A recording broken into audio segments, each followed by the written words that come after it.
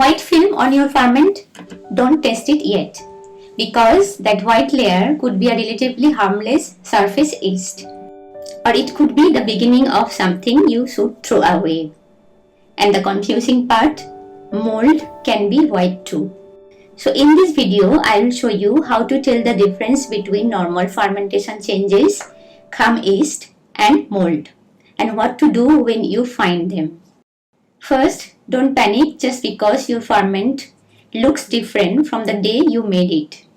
During vegetable fermentation, beneficial lactic acid bacteria begin consuming sugars in the vegetables. As fermentation becomes active, you may see bubbles rising through the jar. The brine can also become cloudy. You may notice pressure building inside the jar, and the aroma usually becomes pleasantly sour and fermented. These changes can all be normal. But the surface of the ferment deserves special attention, because that's where exposure to oxygen can allow unwanted organisms to grow. And that's where many people discovered this, a thin white film. Look closely at this surface. It's pale white or cream colored. It's relatively thin. It lies flat across the liquid rather than growing upward. Sometimes it looks smooth, sometimes wrinkled, and sometimes it develops an almost delicate wave-like pattern across the surface. This appearance is commonly called Kahm yeast. Kahm is not one single species of yeast. It's a general fermentation term used for certain yeast that can grow on the surface when oxygen is available. A typical thin, non-fuzzy Kahm film is generally considered harmless. But that doesn't mean we actually want it growing in the jar.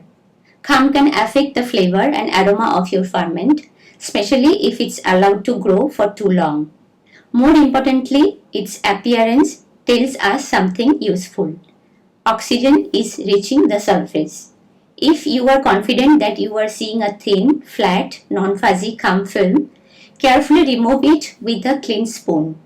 Try to remove as much of the film as possible, then clean the rim of the jar.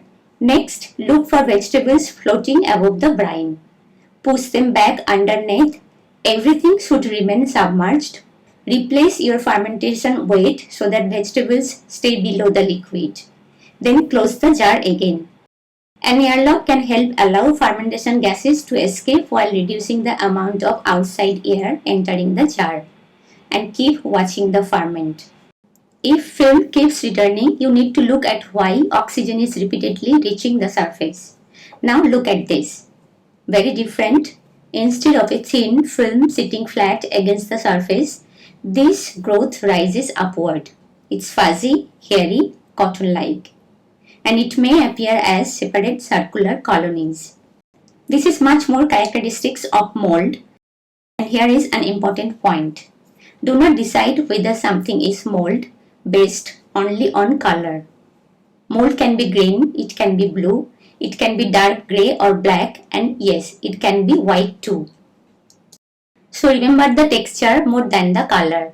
Thin and flat suggest Kahm. Fuzzy and raised suggest mold. If you see obvious fuzzy mold on a home vegetable ferment, the conservative food safety choice is to discard the batch rather than simply scraping the visible mold away and eating what's underneath. Here is the easiest way to remember all of these. Thin, flat, white or cream colored surface film, likely Kahm yeast. Fuzzy, hairy or raised growth, think about mold. Vegetables becoming unusually slimy, decomposed or giving off a genuinely rotten smell, discard the batch. And if you are looking at the jar and still thinking, I'm really not sure what this is, then don't gamble with it. When in doubt, throw it out. One jar of vegetables is not worth taking an unnecessary food safety risk.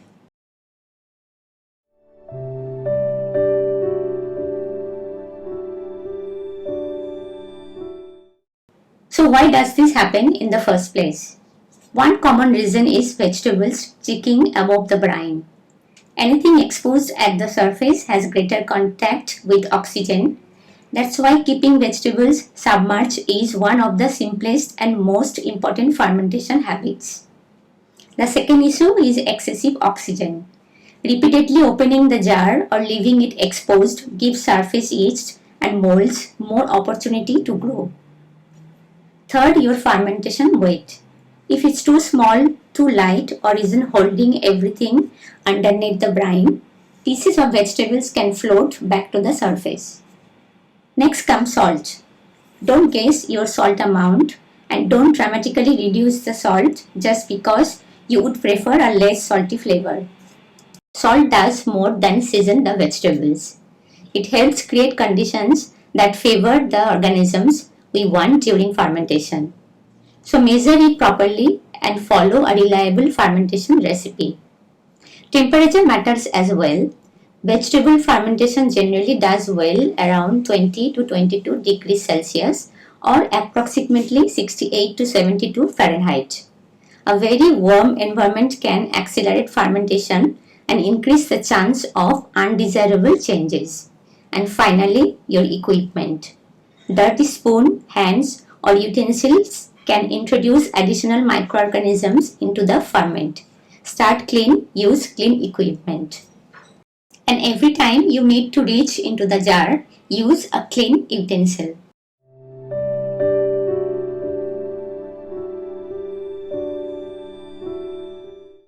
To ferment regularly, there's another useful tool you can add to your process, a pH meter. As lactic acid fermentation progresses, the ferment becomes increasingly acidic. For fermented vegetables, reaching a pH of 4.6 or lower is an important food safety benchmark. So instead of relying only on appearance, you can measure what's actually happening in the ferment. Here, for example, we are getting a reading of 4.2. But remember, the good pH reading doesn't mean you should ignore obvious spoilage. If you see fuzzy mold or clear signs of decomposition, don't use the pH number as permission to eat it. Think of pH as one more piece of evidence, not a replacement for good fermentation practices. So next time you see something white floating on your ferment, don't immediately throw it away, but don't immediately eat it either. Look closely. Thin and flat, likely Kahm. Fuzzy and raised could be mold. Keep your vegetables submerged. Measure your salt. Limit unnecessary oxygen. Keep your equipment clean. And if you are genuinely uncertain, discard it. Because successful fermentation is not just about making something delicious. It's about understanding what's happening inside the jar. Get these basics right and fermentation becomes much simpler.